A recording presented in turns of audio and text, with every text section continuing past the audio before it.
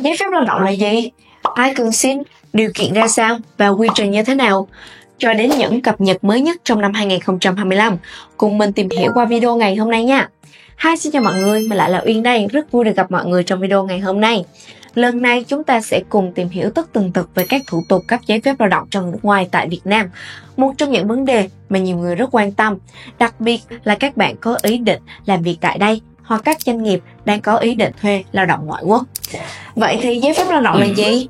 Giấy phép lao động hay còn được gọi là Work Permit là một văn bản pháp lý do cơ quan nhà nước có thẩm quyền tại Việt Nam cấp, cho phép người nước ngoài làm việc hợp pháp tại Việt Nam tại một doanh nghiệp hoặc một tổ chức cụ thể.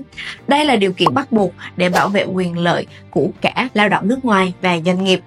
Nếu như không có giấy phép lao động thì người lao động nước ngoài có thể bị phạt hoặc trục xuất ra khỏi Việt Nam. Còn doanh nghiệp thì sẽ bị cấm tuyển dụng người lao động nước ngoài đó nha. Vậy thì ai sẽ là đối tượng được cấp giấy phép lao động? Bất kỳ cá nhân nào là công dân nước ngoài muốn làm việc hợp pháp tại Việt Nam đều cần phải có giấy phép lao động, trừ một số trường hợp được miễn. Và đây sẽ là những đối tượng chính được cấp giấy phép lao động. Thứ nhất đó là nhà quản lý và giám đốc điều hành. Thứ hai đó là chuyên gia có bằng cấp và kinh nghiệm chuyên môn. Và thứ ba đó là lao động kỹ thuật có chứng chỉ đào tạo và kinh nghiệm làm việc thực tế. Vậy thì ai được miễn giấy phép lao động?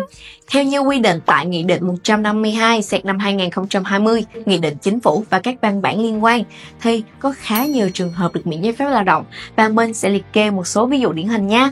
Đầu tiên đó là chủ sở hữu hoặc thành viên góp vốn của công ty với phần vốn góp tối thiểu 3 tỷ đồng. Thứ hai đó là luật sư nước ngoài có giấy phép hành nghề tại Việt Nam. Thứ ba đó là người nước ngoài vào Việt Nam làm việc dưới 30 ngày, ví dụ như chuyên gia đến tư vấn ngắn hạn hoặc tham gia hội thảo.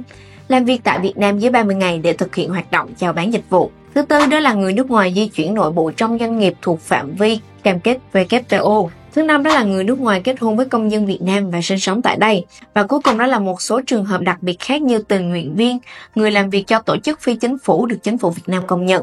Tiếp theo là điều kiện để cấp giấy phép lao động tại Việt Nam. Người lao động nước ngoài cần đáp ứng các yêu cầu như sau. Đầu tiên đó là đủ 18 tuổi trở lên và có năng lực hành vi dân sự đầy đủ. Thứ hai đó là đảm bảo sức khỏe theo tiêu chuẩn của Bộ Y tế Việt Nam.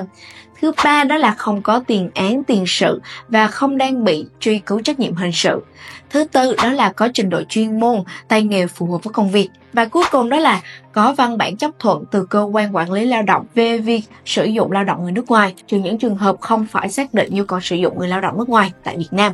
Tiếp theo đó là quy trình và hồ sơ xin cấp giấy phép lao động cho người nước ngoài tại Việt Nam bao gồm các bước sau. Bước 1. Đăng thông tin tuyển dụng. Các doanh nghiệp cần đăng thông tin tuyển dụng lên các trang web việc làm phù hợp với từng địa phương và cơ quan nhà nước có thẩm quyền. Nếu như bạn muốn xin giấy phép lao động tại Cục Việc làm thì thông tin tuyển dụng phải được đăng trên website của Cục. Còn nếu như muốn xin giấy phép tại Sở Lao động Thương binh và Xã hội thì thông tin đăng tuyển phải được đăng lên trang web tuyển dụng của tỉnh hoặc thành phố, nơi mà các doanh nghiệp nộp hồ sơ. Đặc biệt trong năm 2025 này có một thay đổi rất quan trọng mà các bạn cần lưu ý. Đó chính là hiện nay nhiều tỉnh thành tại Việt Nam đã thực hiện đề án hợp nhất Sở Lao động Thương binh và Xã hội với Sở Nội vụ để tinh gọn bộ máy quản lý theo nghị quyết số 18 của Trung ương Đảng.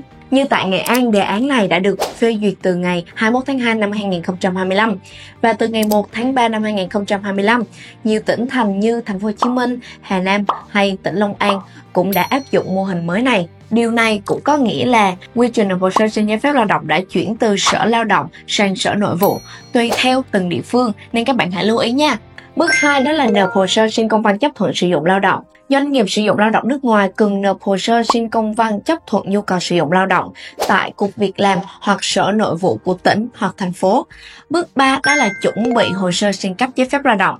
Sau khi doanh nghiệp nhận được văn bản chấp thuận rồi thì phải chuẩn bị hồ sơ để xin cấp giấy phép lao động. Bạn cần chuẩn bị đầy đủ các loại giấy tờ như sau. Bước 4 đó là nộp hồ sơ xin giấy phép lao động. Sau khi hoàn thiện hồ sơ rồi thì các doanh nghiệp hoặc đơn vị được ủy quyền sẽ nộp hồ sơ tại Cục Việc làm hoặc Sở Nội vụ của tỉnh hoặc thành phố nơi người lao động nước ngoài dự kiến làm việc. Lưu ý quan trọng là hồ sơ xin giấy phép lao động cần được nộp ít nhất 15 ngày trước ngày dự kiến bắt đầu làm việc. Bước 5. Xét duyệt và bổ sung hồ sơ nếu thiếu. Sau khi nộp hồ sơ, cơ quan chức năng sẽ tiến hành xét duyệt trong 7 đến 15 ngày làm việc, tùy theo từng địa phương và mức độ đầy đủ của hồ sơ. Nếu như hồ sơ của bạn bị thiếu hoặc có vấn đề gì sai sót thì bạn sẽ nhận được yêu cầu thông báo bổ sung hồ sơ trong vòng 5 ngày. Ví dụ như giấy khám sức khỏe của bạn đã hết hạn hoặc các giấy tờ chưa được hợp pháp hóa lãnh sự, thì sở sẽ gửi email hoặc gọi điện cho bạn để thông báo. Thì hiện nay, tại một số tỉnh thành đã có hệ thống theo dõi hồ sơ trực tuyến. Bạn chỉ cần nhập mã hồ sơ của mình trên cổng thông tin của sở thì bạn sẽ tra cứu được tình trạng hồ sơ của mình như thế nào nha. Bước 6 cũng là bước cuối cùng, nhận kết quả xử lý hồ sơ. Nếu như hồ sơ của bạn đạt yêu cầu thì bạn sẽ nhận được giấy phép lao động theo mẫu số 12 tại Nghị định 102 năm 2020 của Nghị định Chính phủ, có thời hạn tới đây là 2 năm. Còn nếu như hồ sơ của bạn không đạt yêu cầu thì cơ quan sẽ gửi văn bản giải thích lý do, ví dụ như là thiếu giấy tờ hoặc là không đủ điều kiện về kinh nghiệm. Trong trường hợp này, bạn có thể bổ sung và nộp lại hoặc khiếu nại lên cơ quan cấp cao hơn nếu như thấy quyết định này không công bằng. Sau khi cấp được giấy phép lao động rồi thì người sử dụng lao động và người lao động nước ngoài phải ký hợp đồng lao động theo luật lao động Việt Nam trước ngày bắt đầu làm việc. Và trên đây chính là quy trình nộp hồ sơ xin giấy phép lao động tại Cục Việc làm hoặc Sở Nội vụ của tỉnh hoặc thành phố. Hiện nay bạn cũng có thể nộp hồ sơ xin cấp giấy phép lao động trực tuyến trên cổng dịch vụ công quốc gia với quy trình cực kỳ tiện lợi. Tân Văn Lan cũng đã làm video hướng dẫn về các quy trình tiện lợi này. Bạn hãy tham khảo dưới đây nha. Tiếp theo là chi phí và thời gian xử lý. Theo quy định mới nhất thì chi phí cấp mới giấy phép lao động cho người nước ngoài làm việc tại Việt Nam là 600.000 đồng và phí gia hạn và cấp lại là 450.000 mỗi lần. Ngoài lệ phí chính thức thì bạn có thể tốn thêm phí dịch thuật, công chứng hoặc hợp pháp hóa lãnh sự, các giấy tờ, và chi phí này cũng có thể thay đổi tùy vào thời điểm bạn nộp hồ sơ. Và thời gian xử lý hồ sơ xin giấy phép lao động thông thường sẽ từ 7 đến 15 ngày làm việc, nhưng trong giai đoạn chuyển giao hợp nhất từ các sở từ tháng 3 năm 2025 có thể mất đến 20 ngày nếu như khối lượng hồ sơ quá tải. Tiếp theo là thời hạn gia hạn và hủy bỏ giấy phép lao động. Về thời hạn của giấy phép lao động tại Việt Nam có thời hạn tối đa là 2 năm. Nhưng thực tế thường phụ thuộc vào thời gian hợp đồng lao động của bạn với công ty. Ví dụ bạn ký hợp đồng 1 năm thì giấy phép cũng chỉ được 1 năm. Và nếu như hợp đồng dài hơn, bạn có thể được tối đa 2 năm. Khi nào thì cần gia hạn giấy phép lao động? Nếu muốn tiếp tục làm việc sau khi giấy phép lao động hết hạn, bạn cần làm thủ tục gia hạn trước ít nhất 15 đến 30 ngày và hồ sơ gia hạn sẽ bao gồm giấy phép cũ, hợp đồng lao động mới nếu có và một số giấy tờ bổ sung như giấy khám sức khỏe. Quy trình gia hạn thường nhanh hơn cấp mới, thường khoảng 5 đến 7 ngày làm việc, nhưng bạn vẫn nên làm sớm hơn để tránh gián đoạn công việc nha. Bạn có thể tham khảo chi tiết các bước gia hạn qua video này nha. Các trường hợp bị hủy và thu hồi. Giấy phép lao động có thể bị hủy hoặc thu hồi trong các trường hợp sau. Bạn làm việc không đúng với nội dung ghi trong giấy phép, ví dụ đổi sang công ty khác mà không xin lại giấy phép mới. Thứ hai là công ty vi phạm pháp luật như không đóng bảo hiểm xã hội cho bạn hoặc bị rút giấy phép kinh doanh. Bạn có hành vi phạm tội hoặc bị truy cứu trách nhiệm hình sự tại Việt Nam hay nước ngoài. Và cuối cùng là giấy phép hết hạn mà bạn không gia hạn kịp thời dẫn đến mất hiệu lực pháp lý. Và cuối cùng là các lưu ý quan trọng và câu hỏi thường gặp.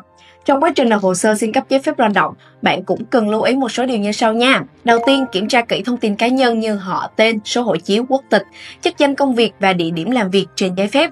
Chỉ cần sai một chi tiết nhỏ thôi, bạn có thể gặp rắc rối khi gia hạn hoặc thủ tục visa sau này. Tiếp theo là chức danh trên giấy phép phải khớp với vị trí làm việc thực tế.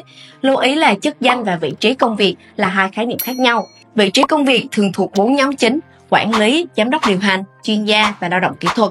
Còn chức danh thì có thể đa dạng hơn. Tiếp theo là đảm bảo địa chỉ công ty trên giấy phép khớp với giấy phép kinh doanh. Nếu công ty chuyển sang địa điểm tỉnh khác, bạn phải xin lại giấy phép từ đầu. Và cuối cùng là chuẩn bị hồ sơ sớm, đặc biệt trong giai đoạn chuyển giao cơ quan quản lý từ năm 2025 này, vì thời gian xử lý có thể kéo dài hơn nha. Vậy là chúng ta đã đi qua tất tần tật thông tin về giấy phép lao động tại Việt Nam rồi. Từ việc tìm hiểu giấy phép là gì, ai cần xin, điều kiện ra sao và quy trình như thế nào, cho đến lưu ý các thủ tục nhanh chóng. Hy vọng các bạn sẽ nắm rõ hơn nha. Nếu các bạn còn bất kỳ thắc mắc nào, hãy để lại thông tin bên dưới hoặc liên hệ Tân Văn Lan qua số hotline để được tư vấn chi tiết nha. Đừng quên like và subscribe để không bỏ lỡ bất kỳ thông tin nào về cập nhật mới nhất về giấy phép lao động cho người nước ngoài nha.